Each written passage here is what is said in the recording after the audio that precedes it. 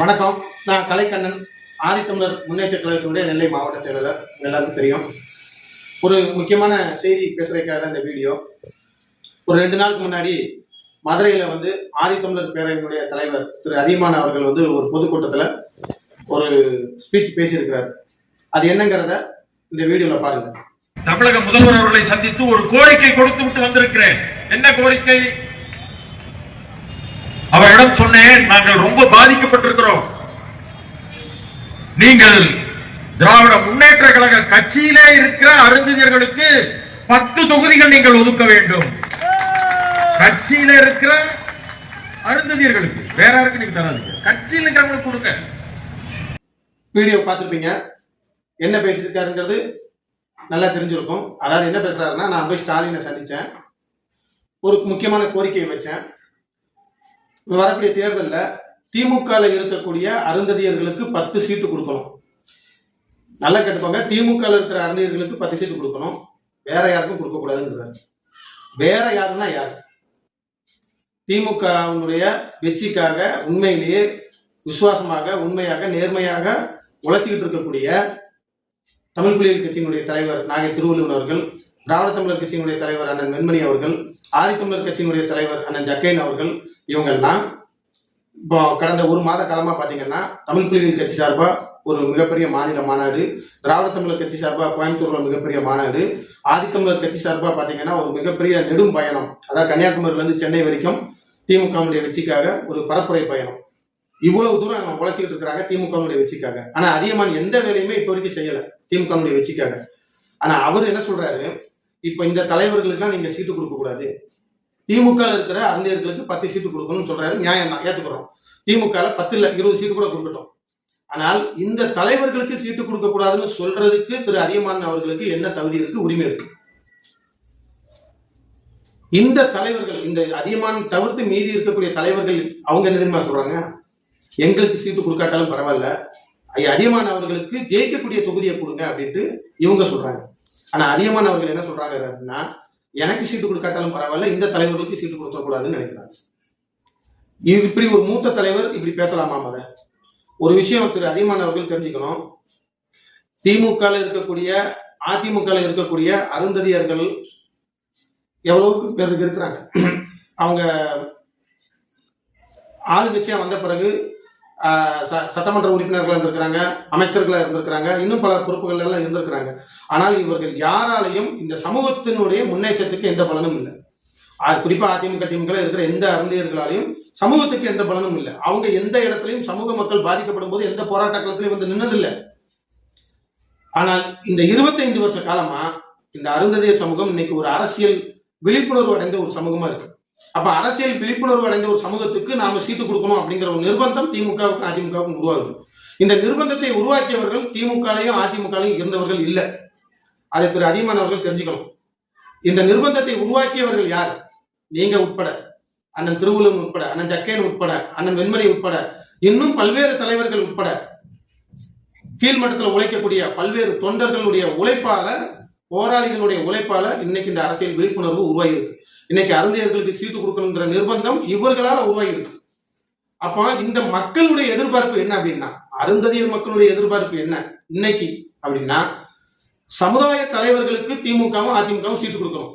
குறிப்பா ஜெயிக்கிற தொகுதி கொடுக்கணும். கொங்கு மண்டலத்துல இருக்கக்கூடிய தனி தொகுதியில, ஜெயிக்கக்கூடிய தொகுதியில இந்த அருந்தியர் இயக்க தலைவர்களுக்கு சீட்டு கொடுக்கணுங்கிறது தான் இன்னைக்கு அருந்தியர் மக்கள், ஒட்டுமொத்த அருந்தியர் மக்களுடைய எதிர்பார்ப்பு. ஆனா திமுக அதியமானுக்கு சீட்டு கொடுத்தா நல்லது, அவரை எப்படியாவது ஜெயிக்க வைக்கணும்னு இந்த மக்கள் நினைக்கிறாங்க. அதிமுக நாகராசன் அவர்களுக்கு சீட்டு கொடுத்தா நல்லது, அவரை எப்படியாவது ஜெயிக்க வைக்கணும்னு இந்த மக்கள் நினைக்கிறாங்க. காரணம், இந்த 25 வருஷம் மக்களுடைய எதிர்பார்ப்பு எப்படியாவது இந்த ஒரு சமூகத்தினுடைய குரல் சட்டமன்றத்துல, நாடாளுமன்றத்துல ஒலிக்கணும் அப்படிங்கிறது தான். கீழ்மட்டத்துல யாரும் நாங்க போகணும்னு ஆசைப்படல. நாங்க உங்களை சட்டமன்றத்துக்கு உள்ள அனுப்பணும்னு நாங்க ஆசைப்படுறோம்.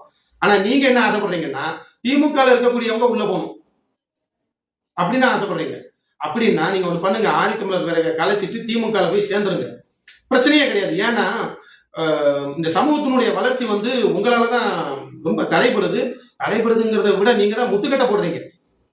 இப்போ அந்த நம்ம அண்ணன் திருவள்ளுவன், ஜக்கையன், அண்ணன் வெண்மணி இவங்க எல்லாம் வந்து சமீப காலமா நிறைய மாநாடுகள், பொதுக்கூட்டங்கள், நிகழ்ச்சிகள் நடத்துறாங்க. இந்த நிகழ்ச்சியில எப்படியாவது உதயநிதி ஸ்டாலின் அவர்களை வந்து நம்ம மேடையில் அமர வைக்கணும், அருந்ததியர் மக்களுடைய எழுச்சி அவங்க நேர்ல பார்க்கணும் அப்படின்னு எவ்வளவோ முயற்சி எடுத்தாங்க. கடந்த மாதம் வரைக்கும் அறிவாலயத்துல கால் கடக்க இந்த தலைவர்கள் நின்று இருக்காங்க. ஆனால் எப்படியாவது உதயநிதி ஸ்டாலின் நமக்கு அப்பாயின்மெண்ட் கொடுப்பாரு, எப்படியாவது மாநாட்டு மேடைக்கு நம்ம கூட்டு வந்துடலாம்னு தொடர்ந்து இந்த தலைவர்கள் முயற்சி எடுத்தாங்க. அவங்க முயற்சியில எந்த தவறும் சொல்ல முடியாது. ஆனால் ஏன் தெரியுமா வரல? எந்த அருந்ததியர் இயக்கம் நிகழ்ச்சிக்கும் உதயநிதி ஸ்டாலின் வரல. ஏன் தெரியுமா?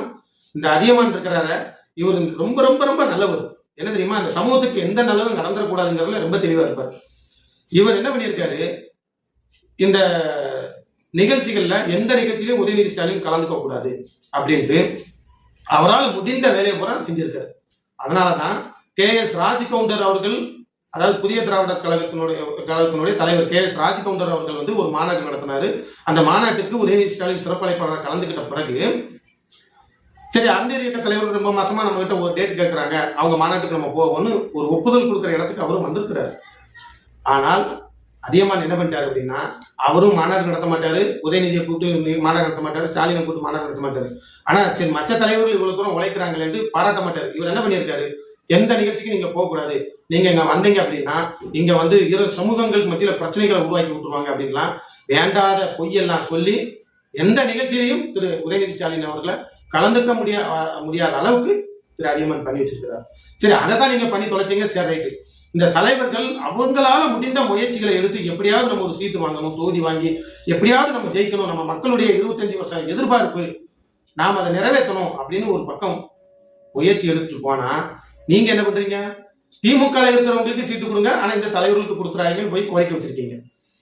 இப்படியா ஒரு இயக்க தலைவர் பேசுவாங்க, கோரிக்கை வைப்பாங்க? நீங்க என்ன பண்ணணும், நீங்க ஒரு சமுதாய தலைவர் அப்படின்னு நீங்க சொல்றீங்க, ரைட், ஓகே. நீங்க என்ன செய்யணும், ஆதித்தமிழர் பேரவைக்கு 5 சீட்டு கொடுங்க அப்படின்னு தான் நீங்க கேட்கணும். உங்க கூட இருக்கக்கூடிய 10 பேருக்கு இது சட்டமன்ற உறுப்பினர் ஆக்கணுங்கிற அந்த எண்ணம் உங்களுக்கு கிடையாது. சரி, அடுத்த தலைவர்களாவது தொடர்ந்து முயற்சி பண்றாங்க, அவங்களையாவது நம்ம வழி விடுவோங்கிற எண்ணமும் கிடையாது. தானும் படுக்க மாட்டேன், தள்ளியும் படுக்க மாட்டேன்னா என்னங்க நியாயம்? உங்களுடைய இந்த கீழ்த்தரமான புத்தினாலதான் கடந்த 2021 சட்டமன்ற தேர்தலில் அவிநாசி தொகுதியில நீங்க 50,000 ஓட்டு வித்தியாசத்துல தோத்து போனீங்க. இதை தோல்வின்னு சொல்றதை விட மக்கள் உங்களை வந்து புறக்கணிச்சாங்க, தூக்கி தூர எறிஞ்சாங்கன்னு அர்த்தம். தோல்விங்கிறது ஒரு 5,000 10,000 ஓட்டு வித்தியாசத்துல தோக்குறதா தோல்வி. ஆனால் 50,000 ஓட்டு வித்தியாசத்துல திரு அதியமான் தோத்தாரு. காரணம், அருந்ததியர் மக்களை அவர் தூக்கி தூர எறிஞ்சிட்டாங்க. காரணம் என்ன தெரியுமா? அவர் உழைச்ச கிட்டத்தட்ட இந்த 25 ஆண்டு காலமா அந்த இயக்கத்துல உழைத்த அத்தனை பேரையும் அவர் தூக்கி போட்டாரு, தூக்கி எரிஞ்சாரு. அவிநாசி மக்கள் அவரை தூக்கி தூர எறிஞ்சிட்டாங்க. இது மூலியமா நாங்கள் திராவிட முன்னேற்ற கழகத்துக்கு ஒரு கோரிக்கை வைக்கிறோம். இந்த வீடியோ மூலியமா நாங்க சொல்லக்கூடிய விஷயம் என்ன அப்படின்னா, திரும்பவும் நீங்க வந்து அதியமானுக்கு சீட்டு கொடுக்காதீங்க. ஏன் இதை சொல்றோம் அப்படின்னா, அவரால் இந்த சமூகத்துக்கு எந்த பலனும் இல்லை. பிற பிற தலைவர்களால வரக்கூடிய அந்த உழைப்புக்கு உண்டான அங்கீகாரத்தையும் இவர் தடுத்து நிறுத்திட்டு இருக்கிறார்.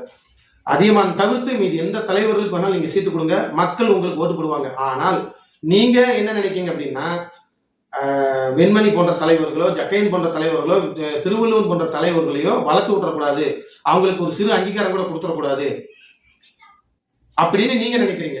உங்களுக்கு தோதுவான தலைவர் திரு அதியமான், உப்புக்கு சப்பான தலைவர். தோத்தாலும் ஜெயிச்சாலும் கூடவே இருப்பாரு, கேள்வி கேட்க மாட்டாரு, கோரிக்கை வைக்க மாட்டாரு, அந்த மக்கள் சம்பந்தப்பட்ட எந்த கோரிக்கையும் நம்ம கிட்ட கொண்டு வர மாட்டாரு, நம்மள எந்த டிஸ்டர்பும் பண்ண மாட்டாரு. நமக்கு அதியமான் மாதிரி ஒரு தலைவர் இருந்தா போதும் நீங்க நினைக்கிறீங்க. ஆனால் அருந்ததியர் மக்கள் என்ன நினைக்கிறாங்கன்னா, அதியமான் தவிர்த்து மற்ற தலைவர்கள் சட்டமன்ற உறுப்பினர் ஆகணும்னு நினைக்கிறாங்க.